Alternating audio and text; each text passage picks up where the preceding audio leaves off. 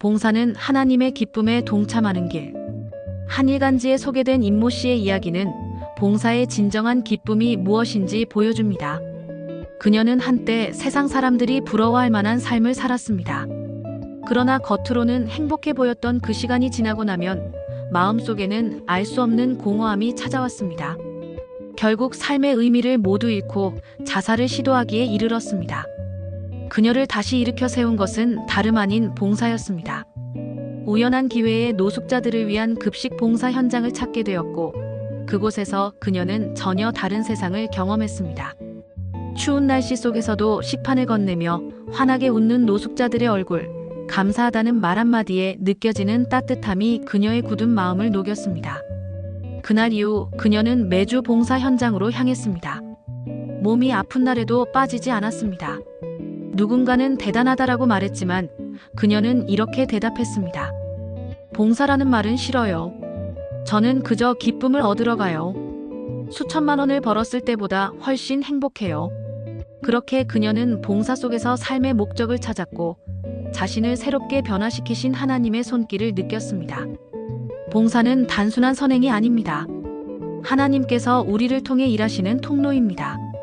세상은 자신을 위해 사는 사람을 성공이라 부르지만 하나님은 남을 위해 자신을 내어주는 사람을 복된 자라 말씀하십니다. 참된 봉사는 억지로 하는 의무가 아니라 하나님의 사랑을 받은 자가 자연스럽게 흘려보내는 기쁨의 표현입니다. 타인을 섬길 때 우리의 영혼은 치유되고 하나님은 그 마음을 기뻐하십니다. 주님의 마음으로 다른 사람을 섬기는 삶에 대해 생각해 보겠습니다. 오늘의 말씀 사도행전 20장 35절 찬송가 212장 323장. 범사에 여러분에게 모본을 보여준 바와 같이 수고하여 약한 사람들을 돕고 또 주 예수께서 친히 말씀하신 바 주는 것이 받는 것보다 복이 있다 하심을 기억하여야 할지니라. 오늘날 많은 사람이 바쁘고 경쟁적인 세상 속에서 참된 행복을 찾지 못합니다. 돈과 명예를 조차도 만족이 없고 사람들과 어울려도 외로움은 사라지지 않습니다. 그러나 누군가를 돕는 순간 우리는 예상치 못한 기쁨을 경험합니다. 봉사는 인간의 본성을 회복시키는 하나님의 선물과 같기 때문입니다.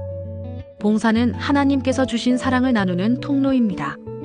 하나님은 우리를 사랑하셔서 먼저 손을 내미셨습니다. 그 사랑을 경험한 사람은 자연스럽게 다른 이에게 손을 내밉니다. 사랑은 나눌수록 커집니다. 하나님께 받은 사랑을 세상 속에서 실천할 때 우리의 삶은 생명력으로 가득해질 것입니다. 봉사는 상처를 치유하는 하나님의 방법입니다. 자신이 고통 가운데 있을 때 타인의 고통을 품는 것은 역설적으로 자신의 치유로 이어집니다. 봉사는 자신을 잊게 하고 하나님께서 주신 존재의 가치를 깨닫게 합니다. 도움을 주는 손길 속에서 오히려 자신이 도움을 늘 받는다는 것을 알게 되는 것입니다. 봉사는 하나님의 기쁨에 동참하는 길입니다. 우리가 누군가를 섬길 때 우리는 예수님의 발자취를 따라가는 것입니다. 하나님은 섬김을 통해 세상을 새롭게 하십니다. 봉사의 기쁨은 단순한 감정이 아니라 하나님과 함께 일하는 복된 경험이라는 것을 기억하십시오. 진정한 행복은 소유에서 오는 것이 아니라 나눔에서 옵니다. 세상은 가지는 법을 가르치지만 하나님은 주는 법을 가르치십니다. 봉사의 삶은 세상이 주는 즐거움과는 비교할 수 없는 깊은 기쁨을 줍니다. 봉사를 통해 하나님의 사랑을 전하고 그 사랑 속에서 진정한 행복을 누리십시오. 오늘의 기도. 주님이 먼저 우리를 섬기셨듯이 우리도 그 사랑을 본받아 이웃을 섬기게 하시고 남을 돕는 손길 속에서 하나님의 기쁨을 경험하게 하옵소서. 예수님의 이름으로 기도합니다. 아멘.